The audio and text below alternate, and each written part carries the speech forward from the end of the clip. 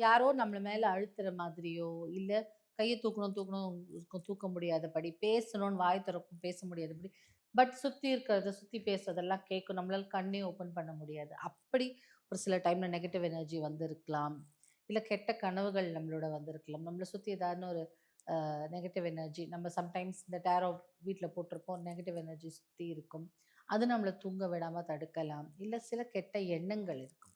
இது மாரி எல்லாம் தூக்கத்தை தடுக்கும்போது நீங்க என்ன பண்ணலாம் அப்டின்னா, பெட்ரூம் கதவையோ, இல்ல உங்க வீட்டு கதவையோ சாத்தும் பொழுது, தூங்குறதுக்கு முன்னாடி நீங்க சாத்தும் பொழுது, தூக்கமின்மையினால் தவிக்கும்போது, எந்தவித தீய சக்திகளையும் உள்ளே வராதபடி, சொர்க்கத்தின் சாவியை வைத்து இந்த கதவை நான் பூட்டுகிறேன் அப்படின்னு சொல்லிட்டு க்ளோஸ் பண்ணுங்க. அந்த மாரி 3 தடவ சொல்லுங்க. சொல்லிட்டு க்ளோஸ் பண்ணும்போது, நிம்மதியா தூக்கம் வரும்.